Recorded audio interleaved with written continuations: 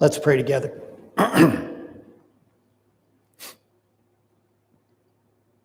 Father, by your grace and by your calling, we gather together here today. We know, Lord, that you are active in the world and you want your kingdom to go out to all people, to all nations. Help us, Father, never to forget that role that you've given to us to be a light to those around us, and that our influence might stretch far and wide, not because of who we are, but because of what you have done in us. Bless this day for us, Lord, that you give us rest, but you also call us to sing praises to you, to remember you, to keep in mind always the death, burial, and resurrection of your Son. Forgive us today because of those things, and we know that we can be confident you refresh us each time we gather together. We pray that you will bless our church, heal the sick, watch over those who may be struggling, even questioning their faith. Give us all the strength to see our way through this coming week and live a life that would reflect your glory. We pray it in the name of your Son, Jesus. Amen.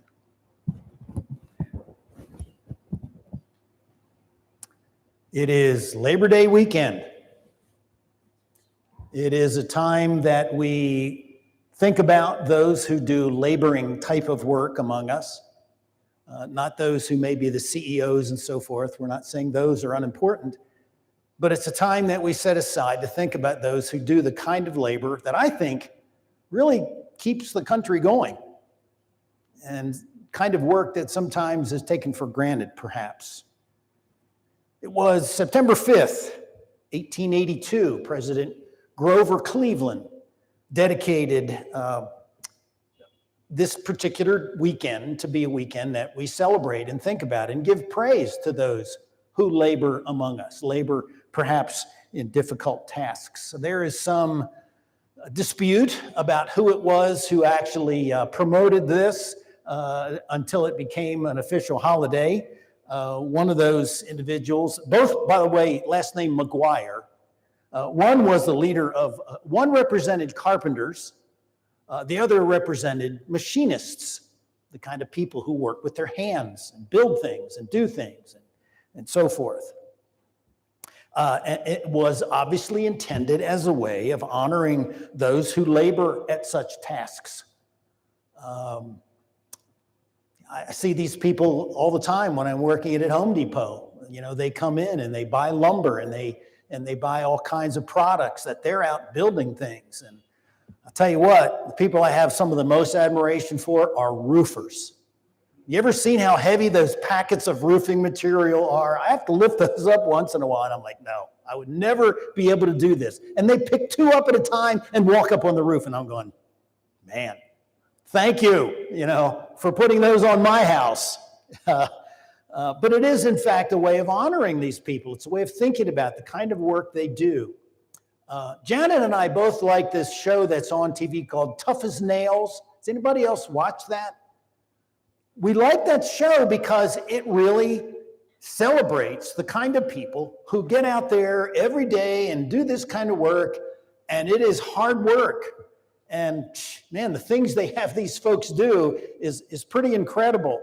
But the guy who produces the show, Phil Keegan, said he saw a lot of people like that when he was growing up. His family did that, and he really wanted to celebrate those kind of people. The people who just labor, people who sweat, the people who really do some hard work. And that's not to say people in positions of authority don't do hard work. It's a different kind of work. This is just a time to think about this kind of individual. It wasn't too long after that show came out also, he was on a show called, Celebrity Makeover. We don't usually watch that, but we like Phil Keegan. And, they go to a person's house that has meant a lot to them over the years. And they make over their house. They make it really nice. They fix things. They just jazz it up a little bit. He actually he grew up in the Caribbean, okay? He's from New Zealand originally, but he grew up in the Caribbean. And he had this one individual who she's very elderly, but she had spent her whole life ministering to those who are very elderly, and some even who are, dying. And the place where she did this was, well, as they went through first, it wasn't in very good shape. Places were leaking, there was mold. I mean, there was all kinds of things they had to do.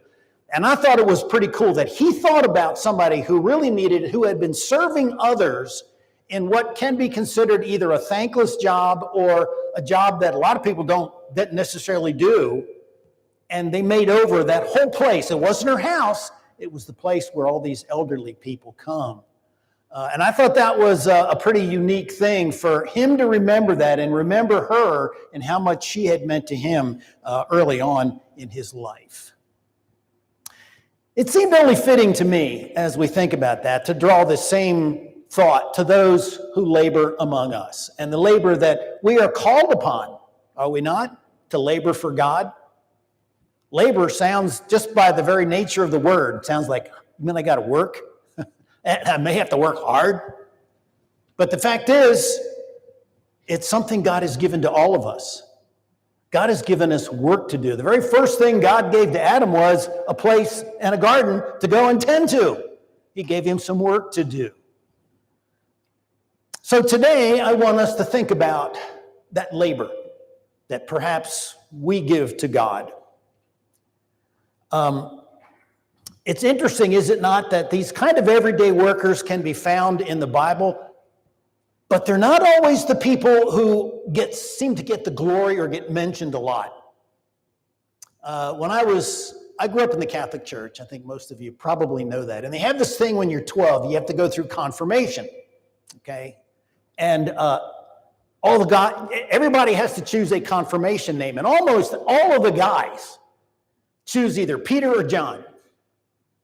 So when they go up and the bishop lays his hands on them, it's, I confirm you as Peter, I confirm you as John, and Peter and John and Peter. I mean, almost everybody.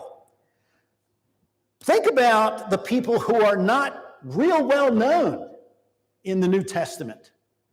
Should we not celebrate them as well?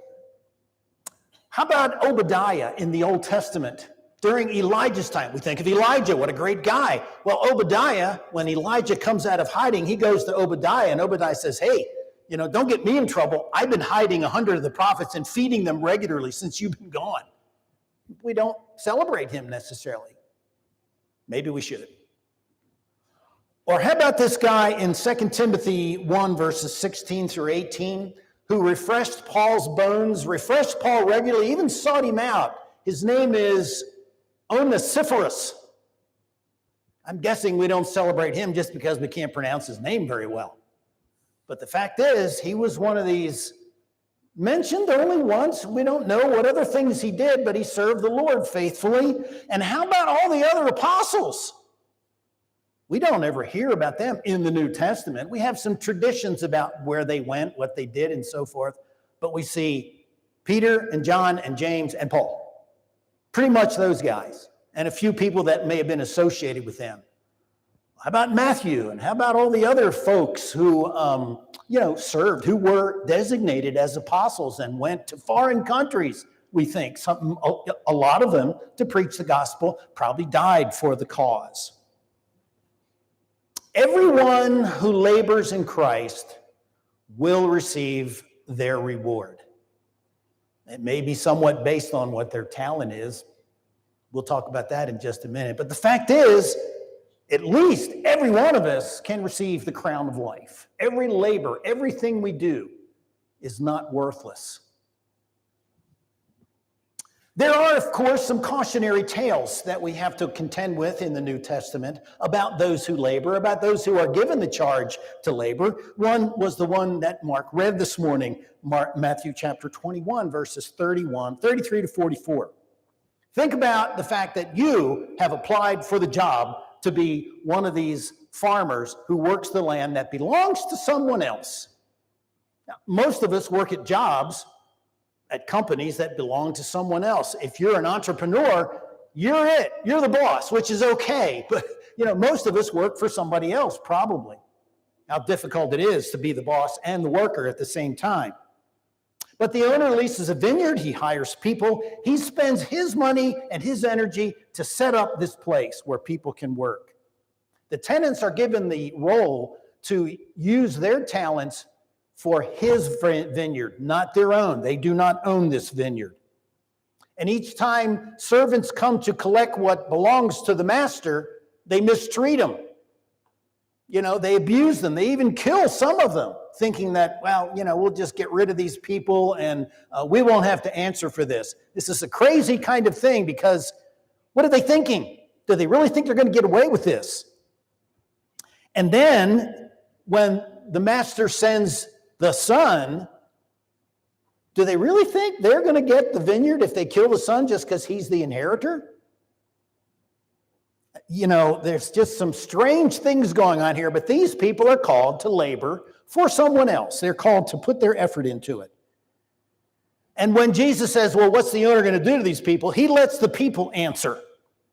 And they answer, well, he will completely destroy those terrible men and lease his vineyard to other farmers who will give him his fruit at the harvest. The one who owns the vineyard expects to be given what really belongs to him to begin with.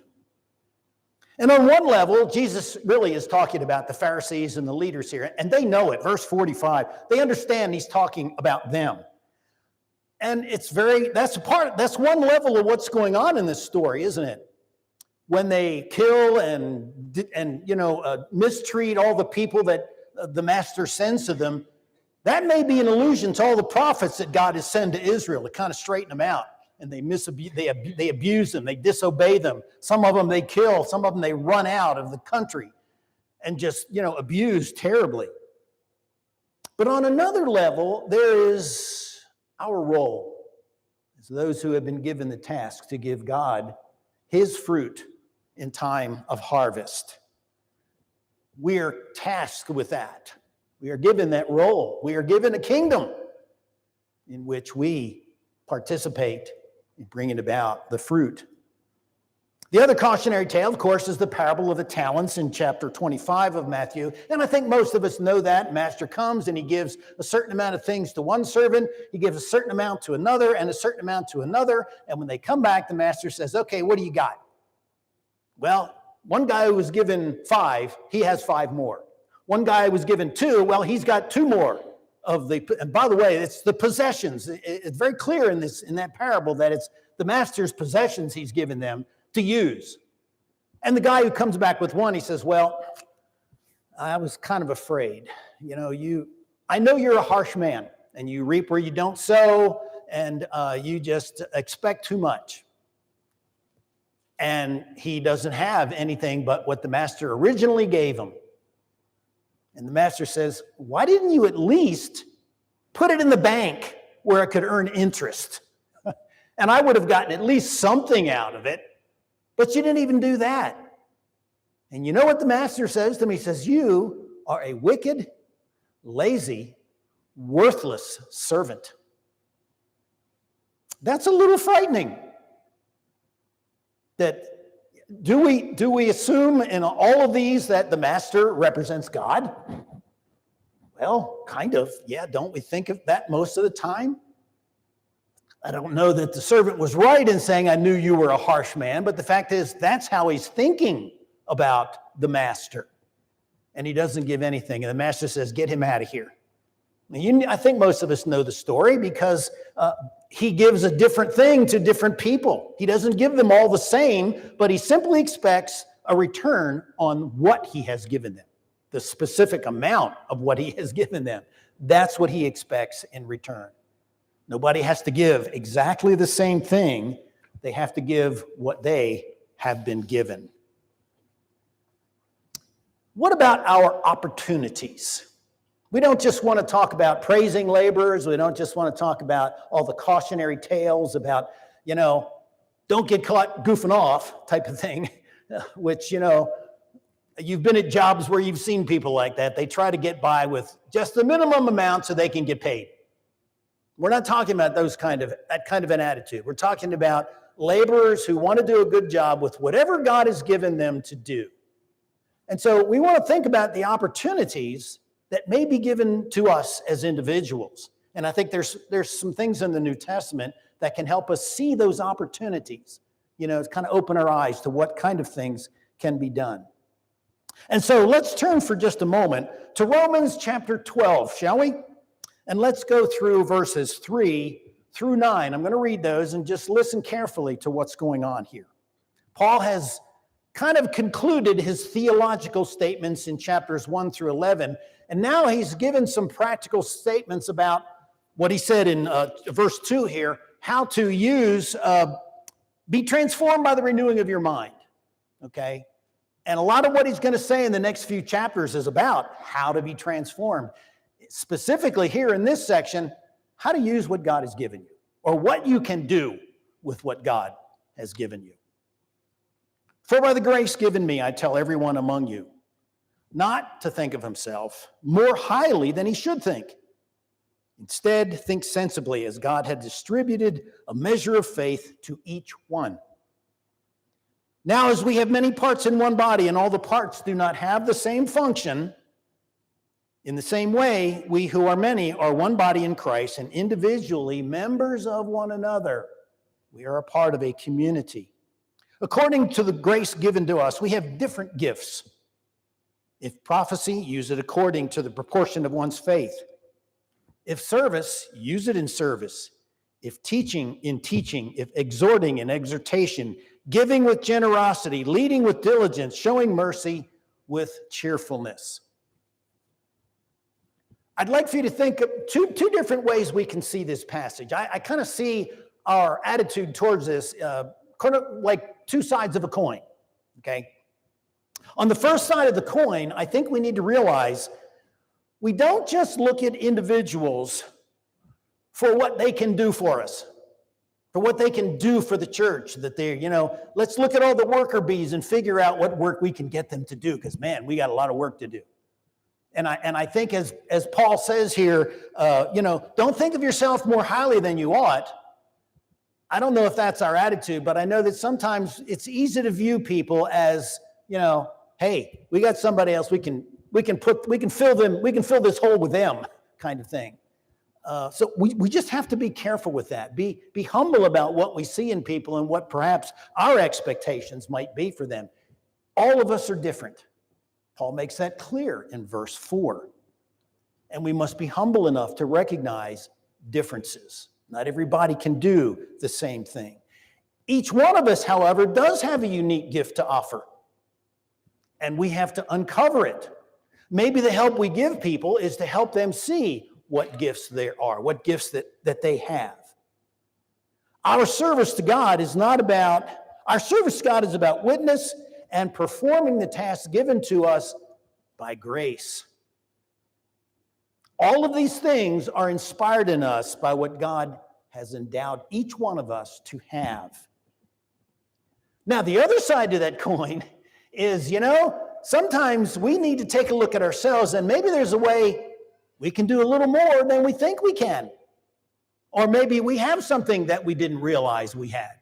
Sometimes other people can see in us things we don't always see in ourselves. Don't we have a way of looking at ourselves with sort of, I'm certain way. I can do this, I can do that. Others can say, well, you know what? You got to think about something else because we see this in you. And so, on the one hand, we don't necessarily look at people as they're our worker bees. But at the same time, do we not want to encourage people to think about maybe what they might be able to do that they don't think they can do? Think about how God calls us sometimes to do new things. Things we might feel like are out of our comfort zone. And I'm not saying we work ourselves to death. We put ourselves in a situation where we exhaust ourselves so much physically we hurt ourselves.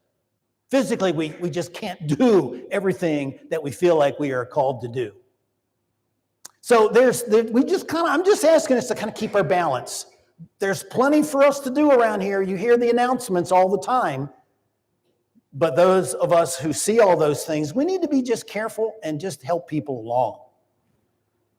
We have all different gifts. And this particular list that he gives us is kind of interesting just in the way he expresses it to me. First of all, we remember these are given according to grace. Not everybody has the same thing here. And it's not an exhaustive list. There are a number of other lists where Paul uses some things that sound more like official roles in the church, like 1 Corinthians 12, gifts of administration and various other things, elders and teachers and so forth. In Ephesians chapter 4, this list is not exhaustive. What I think this list is just simply Paul's attempt to tell a church, think about what you can do. These are kind of simple things. They're not necessarily complex. Not everybody has the same thing, but these are the things that reflect the grace of God in each one of you. So he tells them here, prophecy in proportion to one's faith. And the next three just seem like repetition to me. If it's serving, for service. If it's teaching, for teaching. If it's exhortation, for exhortation. That sounds repetitious to me. I'm not sure how else to think about that, but as we look at the next three, I think there's a way, maybe in light of what I'm trying to say here, maybe this makes sense. He talks about also giving with generosity, leading with diligence, and mercy with cheerfulness. Now, some of these kind of talk about all of us, don't they? We're all supposed to show mercy. We're all supposed to serve in some way. Maybe some of the other things we're not quite capable of doing. But I want you to see these things, even if I'm still struggling with how he expresses them, okay? Think about these things as laborers.